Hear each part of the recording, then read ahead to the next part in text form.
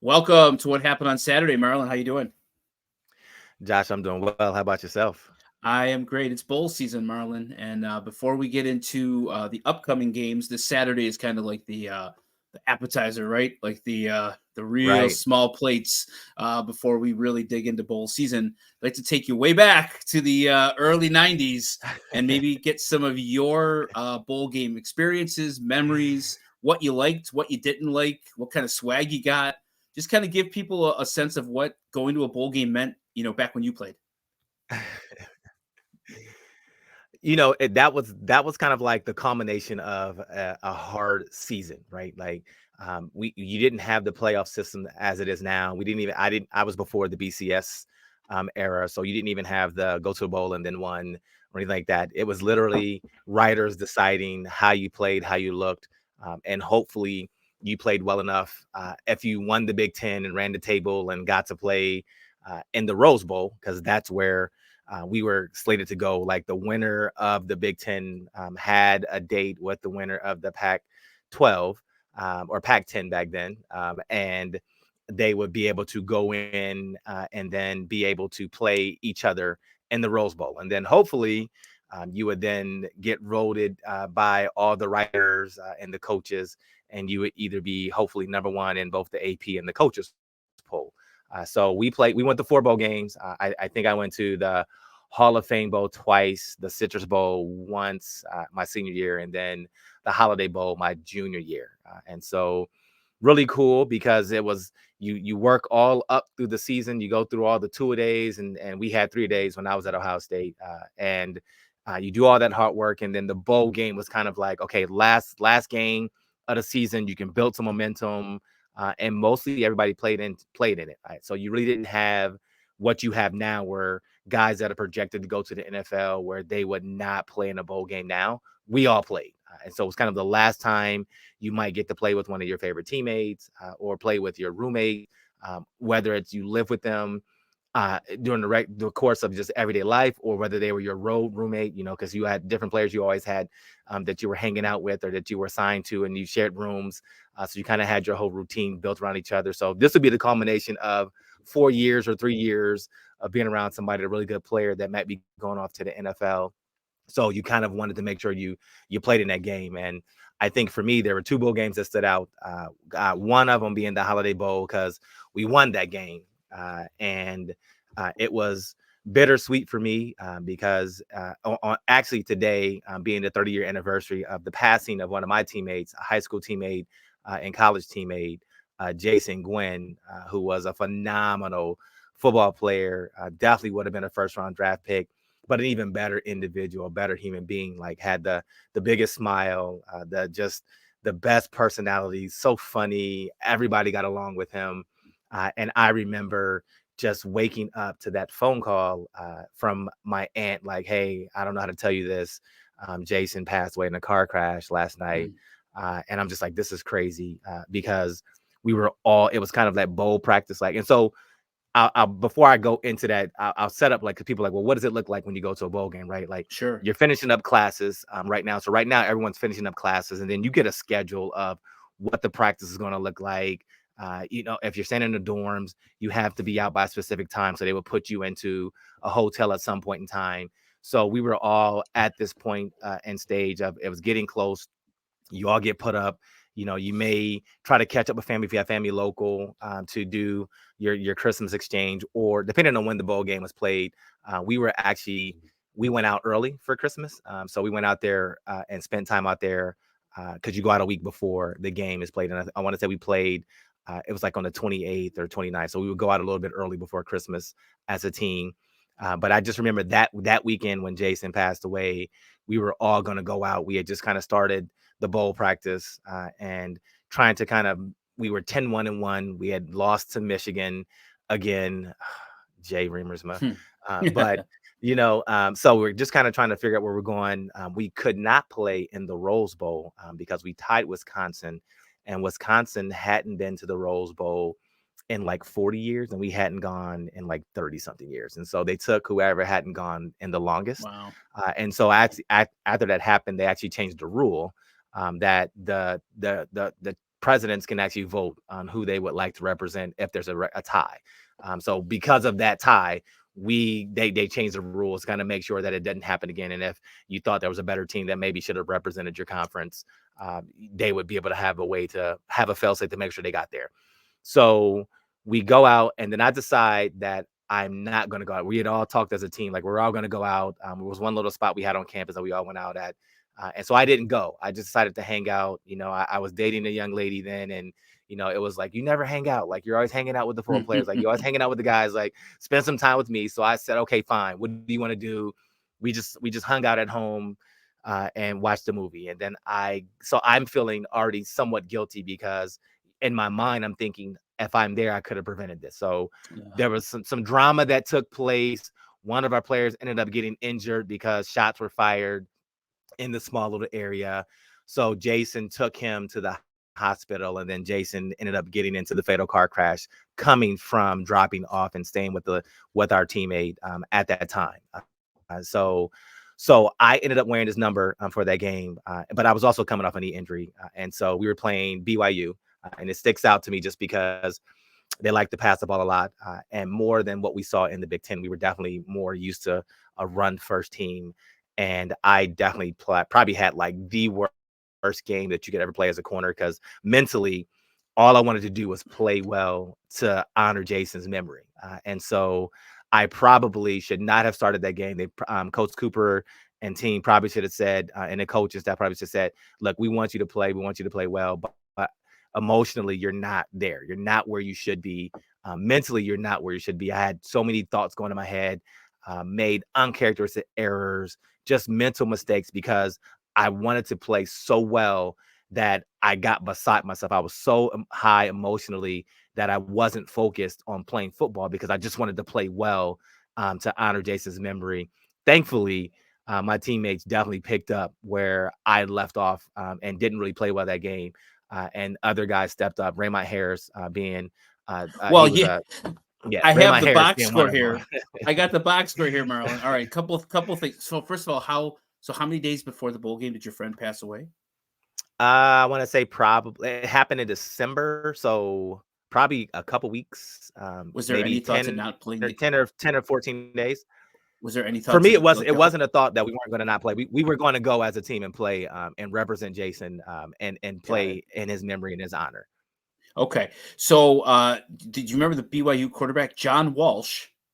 He had John 300. Walsh, yes. He had 389 yards passing that day, Marlon. I was gonna Oh, he lit ask you us about up, that. like, yeah, he lit us 389 up, yards. like, You had 7 tackles. What catches my eye here is Raymond Harris had 39 rushes for yes, 235 yards. What a different day and age in college football, right? Like a back yes, having 39 carries. Your quarterbacks went 6 of 13 for 61 yards. Bobby Hoying and then Brett Powers Brent went 1 Powers, for yeah. 2. Man, you had 6 completions and one running back had 39 carries. Crazy. And you had It was Joey Galloway literally on that team. Raymond left, Raymond right, Raymond up the middle. Like, they could not stop him. It was a classic case of do what you do best, right? So BYU threw the ball, and they threw the ball a lot. And when you don't play passing teams, you don't understand, like, okay, how the timing sometimes, like, you just have to get into it. And again, I just played a horrible game that game. Like, there were so many mental errors that I had, like just staying in position, like stay in your back pedal, turn the right way. Like, it wasn't like we didn't know what they were going to do. They just executed it really well. But then they would take little completions, like, just like you're taught, like, hey, if they're going to give you a short route, take it. Like, they'll take the short route, maybe make a guy miss. Tight end jumped over one of our guys for a really big play. I think they had a tight end that we played man-to-man. We played man-to-man press coverage. I'm 5'11" and some change, so we'll say 6 foot, just to round it up. Let's round it up. Like, but so, you think about stuff like that, and they had like a tight end that was like 6'6", right? And we're playing inside technique against a passing team, all out blitz. Here you go, no safety help, and they run a fade. Like, we're in that scheme of how you want to play the defense. Where would you want the ball to go? To the 6'6" tight end that's lined up Sure. at the 10-yard line or 10 or 15-yard line, running a fade route, and you're like, hey, he's going to play you inside coverage, and I just got to throw the ball to the outside pylon. Like just simple things where you're like, okay, like this is interesting. So again, different time, different technique, how you're taught how to play and do those things. And so that was one of those things, just we just needed to get better at doing that. But again, they couldn't stop Raymond because we were left definitely a run first team. And yes, we did have Joey Galloway and Chris Sanders, and Terry Glenn was on that roster, and we had D Miller, who was a top recruit, Buster Tillman, another top recruit. Like we had weapons. Demetrius Stanley was one of our teammates. He came up, he was there on that team then. So when you think about, we had a lot of weapons, but they just couldn't stop Raymond. Like Raymond got going early, so we just said we're going to feed Raymond, and So how Raymond different? ran left, ran right. It was crazy. Yeah. So a game like that, obviously BYU back then was known, high flying. Yep. I wouldn't call it gimmicky, but they had their style. They were a West Coast team known for throwing the ball. Ty Detmer, all those guys. Yep. You guys were 3 yards of cloud of dust. The Buckeyes, all that. Like, was that kind of one of the appeals of a bowl game, is that you were going to go play somebody completely different than Ohio State, Iowa, Wisconsin. You've been playing Big Ten conference football for the last 9 games, and it's always right. Everybody's kind of the same. And this is clearly very different. Were you guys just physically bigger than them? Like when you walked, we definitely had the size advantage. We had so many, when I think about it, we had Dan Wilkinson, who's 6'6", 330. He was listed as that. Ran a 4.7 40. That was his last game. He came out, ended up being the number 1 overall pick by the Cincinnati Bengals. So we had, on both sides of the ball, we definitely had the size. They had the experience of that, get the ball out, throw the ball where you needed to be. We had Lorenzo Styles at linebacker. We had Craig Powell at linebacker. And these were big guys, big, formidable guys that could play, that could stuff the run. Craig was probably a little bit more leaner and was better in space. Lorenzo definitely, he would stop the run. And so when you come in, like, they had a really good game plan to take away of what we like to do. They had a game plan for when we played press. They had a game plan for when we played off, and then we just started playing off. And so once you start playing off, yeah, they're going to run. They're going to take hitches.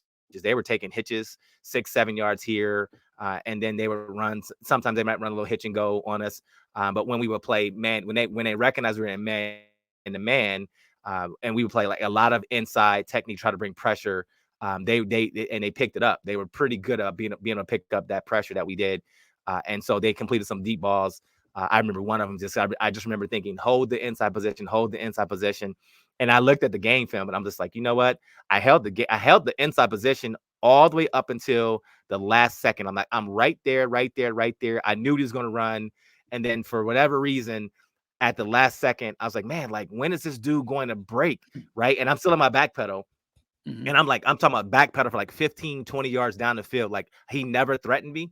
And then the last second, he broke inside where I was already positioned inside. And he made like one little step outside.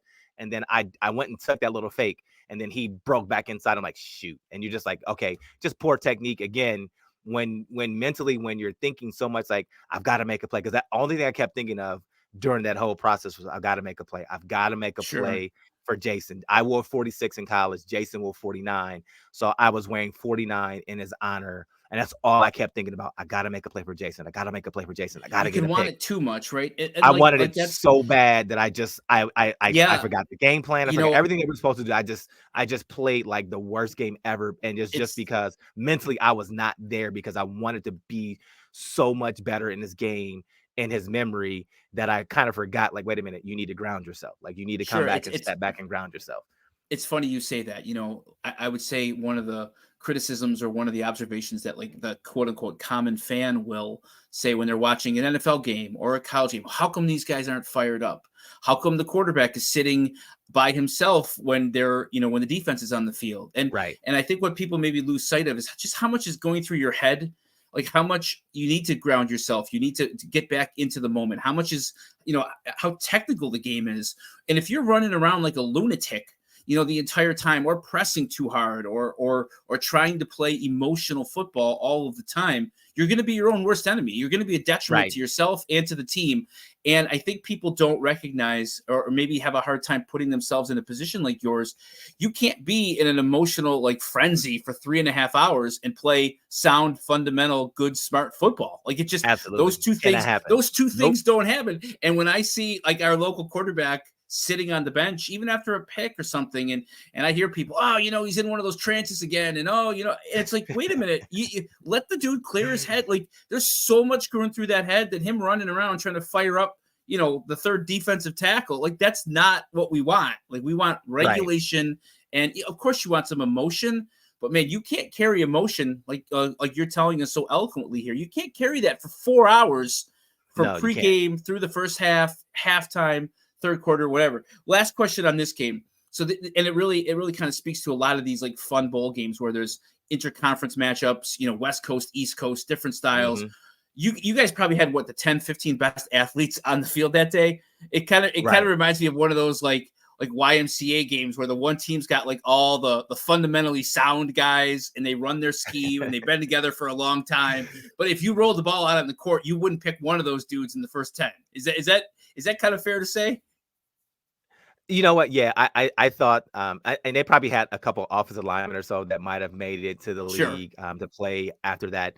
I mean, but when you think about it, they didn't have like your prototypical style wide receivers that you would have. They just had guys that were scrappy. They had guys, they were athletic and they were athletes. So definitely not saying that they weren't athletic at all.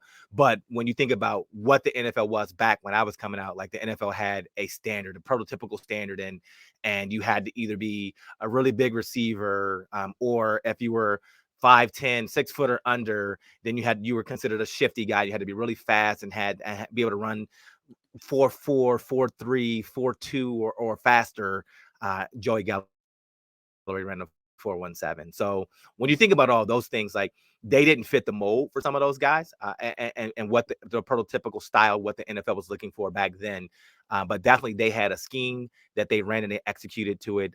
And they had a tradition, like, that was, and I believe the head coach then was Lavelle Edwards.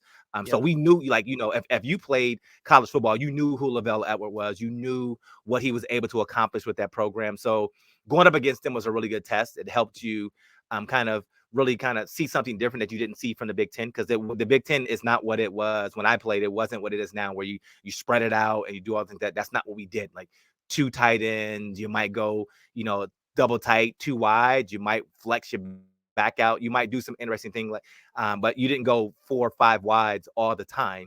That was considered run and shoot, and that was Andre Ware in Houston and that type of offense. That's how they did it back then. So it was just a different way to see it, and I really enjoyed the experience of being out there in San Diego for the Holiday Bowl. It was a really great experience. You get to spend so much time meeting the players and talking to the players from the other opposing teams. So you build certain friendships, kind of like, and then you go out there and you're like, man, like that's supposed to be my friend, and he's out here trying to cook me. So How all long were those you things out there? happen. We How were long out were there you for out in about a San week. Diego? We were there for about a Okay. week. Did you So get some we spent beach time? Did you get some downtime? you got a little bit of downtime. They had everything kind of structured. That's the thing about the bowl games. Like, you'd have practice and then they might have an event that you go to, and they would have certain events that luncheons that you would show up at, and then you'd have certain events you go to. Like I think we did an event on the naval carrier out on in the bay. So you Okay. had like all these things that they kind of had, like they structured your time, and that they put so much time around you that you can kind of have where each team was together. Then you'd have some time for yourself. But really, it wasn't too much. I think the best bowl game was the Citrus Bowl, because that was um, in Orlando. So we got to go to Disneyland, Okay. and so that was cool. So I went to Disneyland on Christmas Day that year. I think we went down there a little early. We were probably down there for about 10 days. So it was a little bit longer. And I enjoyed it. I really, that was the first time I said I've never experienced Christmas in shorts. It was like 80 degrees and I'm in shorts and a t-shirt. Like, I think I can live in Florida, and I think I can live without snow. And And little so that did was you like know my where first you were going to be experience. drafted, buddy. And then I Little ended did up you in know where Buffalo. you were going to be drafted. Yeah. Was it hard? Was it hard going down and practicing and playing in Orlando after being, in Columbus and all the cold weather for the last couple months? Was that an adjustment? No, because we had our own indoor bubble. We had our own indoor facility. So when it got too cold and we couldn't really get out there, we were able to kind of do what we needed to do indoor. So I was always there and ready and good to go as far as what that looked like. But it wasn't hard. I love playing on grass, and we played on a grass surface in Columbus. It wasn't the field turf that they have now. So for me, I love the grass. It was short in Florida. They had that sand in their grass, and it was a really fast turf. And so we love playing on that type of grass because you can wear your Nike Speed TDs and get after it. Like, you know what? I can make every cut on this grass. It's not gonna get chewed up. The way they made it, it was just fun to go down there. And again, it was the last game. It was my senior year, so it was just the last time to play with guys that we knew they were gonna either go on to different lives. Some of us are going to go and play in the NFL, and some of us weren't. And so again, it was like that last game. You just wanted to kind of go out and like, let me go play the best of my ability for the brothers that I've been around with for the last 4 years. And we ended up losing late that game. Sherman Williams caught. Again, we like to run all-out blitzes, and we ran an all-out blitz, and the defensive end was supposed to peel back and get the running back. And I mean, a defensive end on a shifty running back, yeah, That's a recipe for that's a disaster. recipe for disaster. And we were all inside technique, all blitz, all out. Defensive end was not going to win that foot race, and they had a great play call against that formation of what we set up. And he flipped it over, just barely got it over the defensive end. And I want to say it was either Finkus or Vrabel, one of those guys. And he got it over his hand, and the rest is history. He takes off. He scores the game-winning touchdown. 50-yard With like touchdown. Sherman yeah, Williams from Jay Barker with 42 seconds yeah, left. 3-play, yeah. 63-play drive or 63-yard drive. Do you get anything extra if you win the game? Do you get a ring? Do you get anything if you win a bowl game? No, we didn't get anything extra for that. You just kind of got, you get like it's not like it is now. Like the gifts and things they get now is not like you don't get game systems and things like that. We got watches. We got a little bit of some T-shirts, sweatsuits, and things with the logo on it. Like, so you get like Citrus Bowl logo, and then it would have Ohio State's logo, and then our colors, whatever we picked. So I think ours was black and red, and then you would get some other things and a watch. I think they sent us a watch and a few things. So you got some really cool stuff out of it. But outside of that, like now what they give out in the swag bags for bowl games, definitely it has come a long, long way from when I played. Did your family get to go to these games? Was there any kind of like, did they get any assistance to travel? Like, was there anything like that? Or was everybody just kind of on their own?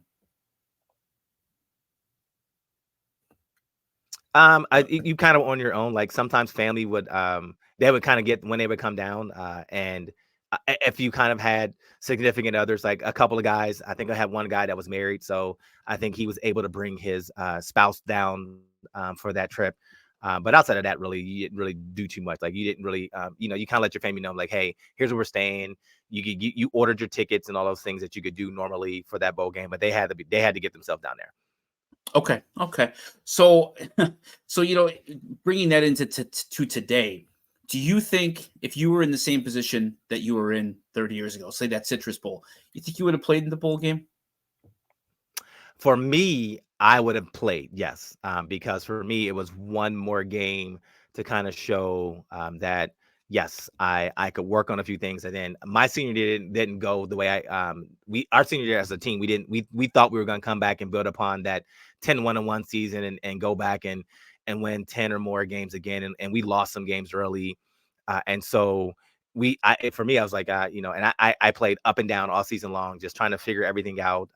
And I think we talked about that earlier in the season about some of the things and some of the ordeals that I went through that season from separated shoulder. I had a grade 3 separation in the AC joint and could not bench press the entire season and ended up playing. They were like, you're going to miss 4 to 6 weeks. And I missed 4 days. And so could not lift my shoulder this high for at least a good month. And so trying to play and do all those things while navigating an injury, but most people don't know about that because you don't talk about, well, hey, I can't really make this tackle. I can't use my right shoulder and all these things. Like you just go out there and play. And so we always aired on the side of, I'm going to try to play the best that I can. And so I would literally get like a little pad that I would put on my shoulder and then put that over my shoulder pads to hope that I didn't jam it or do anything or make it any worse. Because the ultimate, if I did anything more damage, then I would have had to have surgery on it. Then I would have been out for the season. So I was just really trying to make sure I got it through. I made through that season.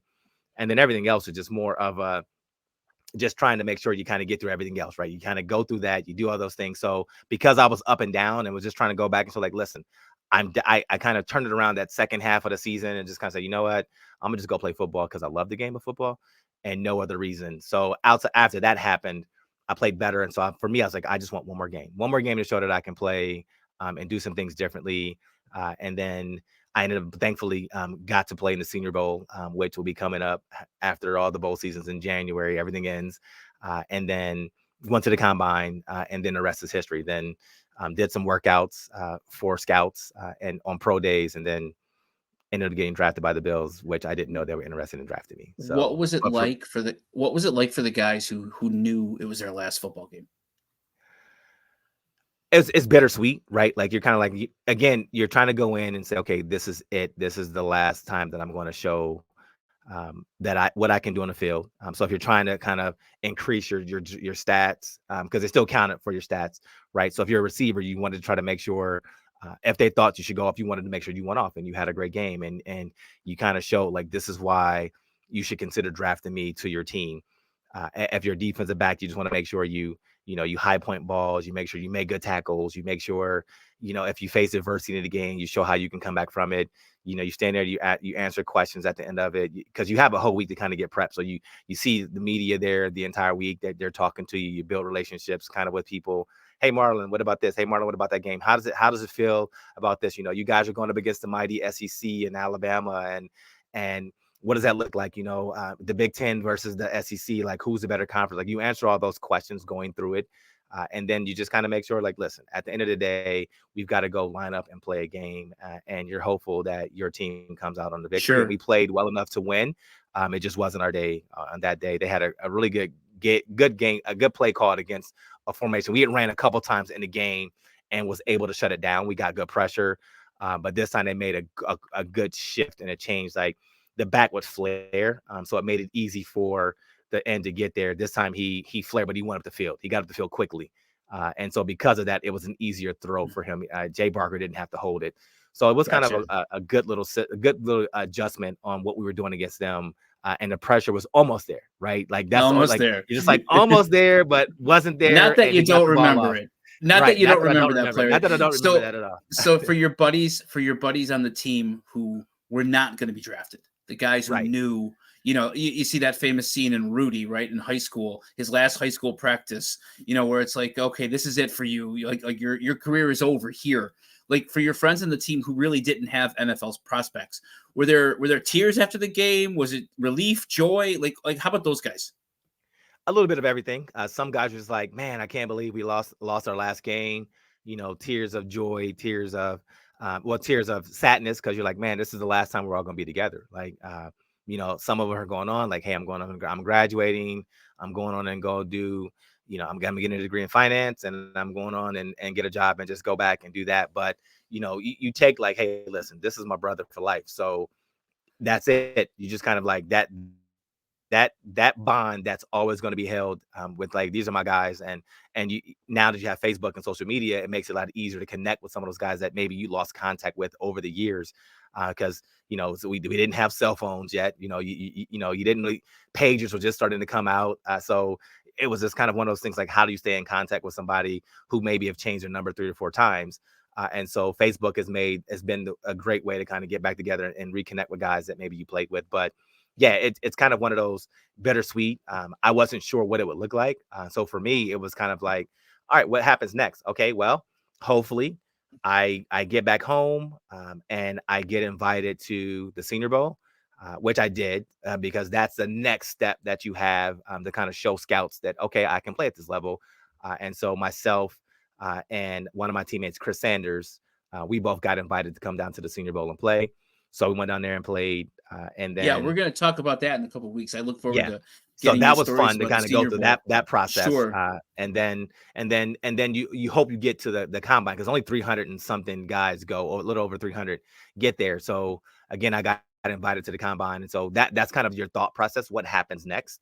And how do I train? Because now, you're a senior and you never know if you're going to get drafted or not. Like they can tell you, oh, you may go here and here. But that's all speculation. So all you can do is just be prepared for, your pro day, and everyone's open to pro day. So even those guys who maybe thought that, hey, I don't know, if they were a physical specimen and maybe they came and ran something, you never know. Maybe somebody will sign you as an undrafted free agent, and you try and figure out what that looks like. But outside of that, it was just more of a, you just kind of like, I kind of thought about it like, all right, season ended. I had some good moments. I had some not so good moments that I would love to take back, but I wouldn't change any of it because it helped me become a better football player and a better individual, in this big old thing, grand scheme of life, right? So I take all those lessons learned, and then I say, okay, now how, if I got to the next level, how would I incorporate these lessons? What would I do differently getting there? And so it was just, once you got back and you got on your plane, well, we went back to the hotel, spent the night, and then got up and flew out the next day. You're kind of like, you get back in town, you're like, all right, what does that look like next? Yeah. Do you? And I just kind So of got next, ready. That was it. sure. Next year's your 30th anniversary of your senior year, and I know you mentioned to me you might think about going back for the Ohio State Michigan game. Have you ever been together as a team? Like since then, do they do like 10, 20, 30-year reunions as a team? Like how many of the guys have you maintained contact with? I think people would be interested to know, how close can you keep with guys 30 years past? When we were playing, it was definitely a lot easier to stay in contact with Joey, guys like Joey, Terry, because we would play against each other. And then as the years get over, like once I was done playing, I stayed in Buffalo, so I didn't stay in Columbus. A lot of guys do stay in Columbus, so there's definitely guys I go back and I see them from time to time, but I haven't gone back in a while.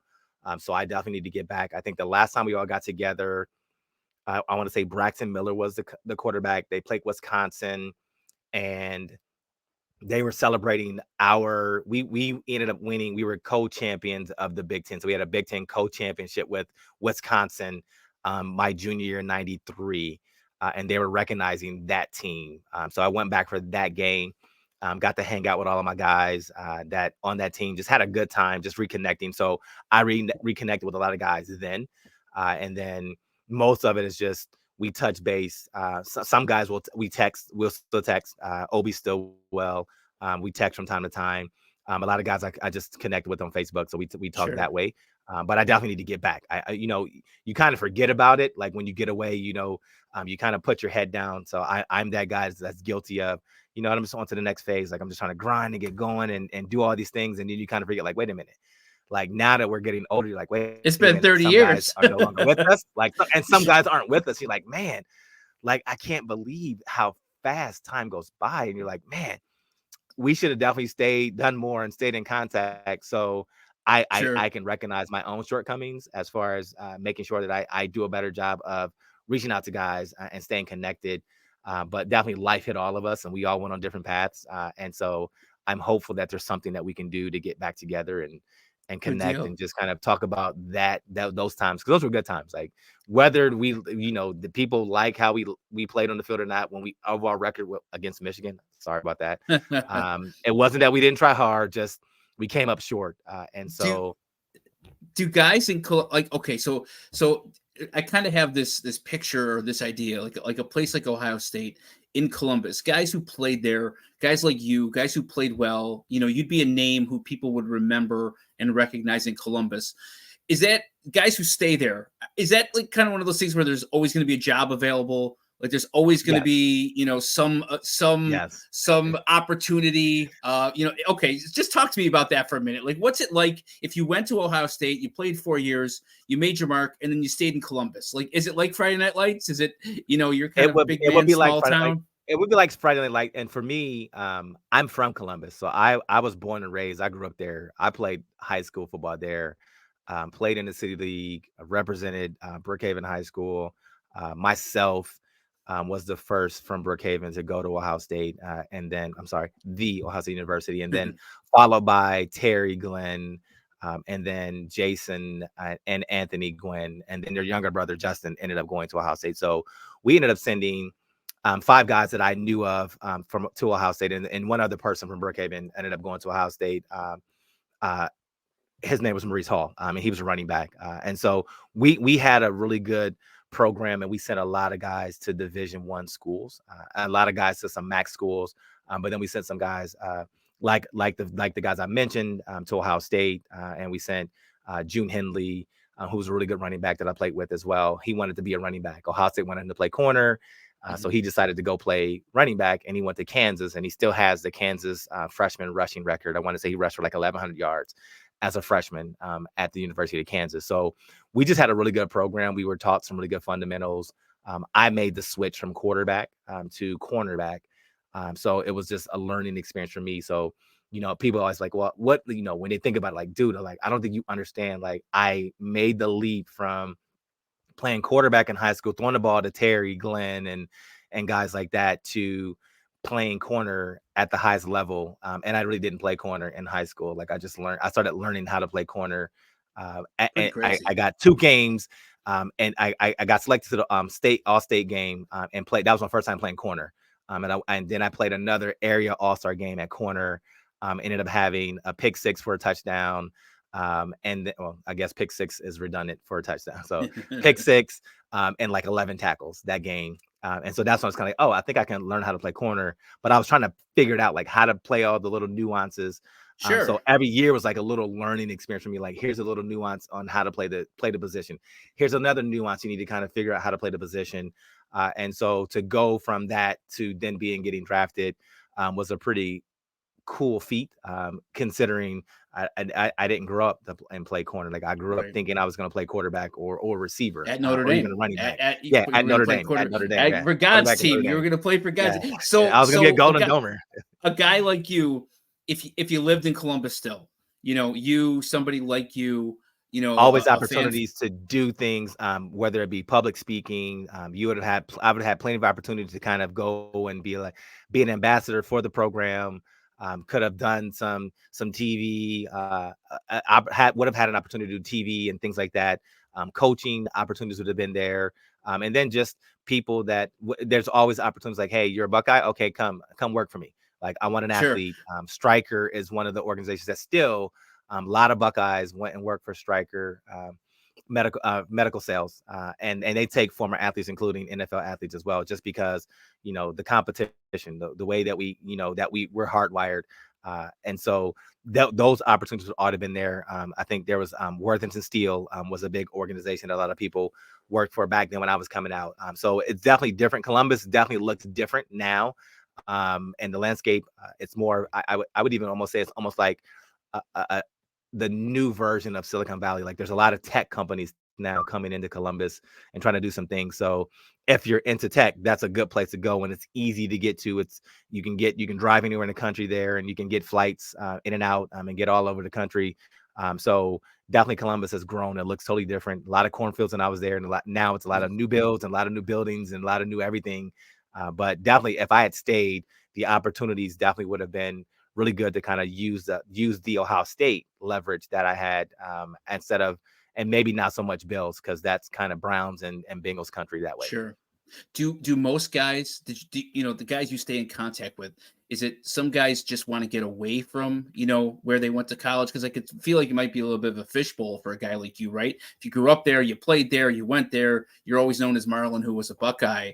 Like, after a while, you're kind of pigeonholed as, the Buckeye Marlon Kerner. Right. Like, so do a lot of guys after college like leave and go somewhere else? Like, do a lot of guys stick around? What's the percentage you think of guys who like have stayed in That I'm Columbus? not sure. I think a lot of guys will stay. Like, if you're not sure what you want to do, or if you're trying to get experience, you stay in Columbus, because you're going to get an opportunity to show what you're made of, just because of the connections that you're going to have, and what they do, especially now, the way they set up things, and just with NIL and the way Ohio State has had internships and things set up. You're going to get an opportunity to do something and work for one of the major organizations there. And there's so many alumni that owns corporations, from Les Wexner to, you can just name it, right? Like, I can go down a list and tell you about, well, this guy owns this and this guy owns that. I want you to be on our softball team, right? Right, like, come do this, come do that. So the opportunity is definitely there. So I think a lot of guys, even if you want to leave Columbus,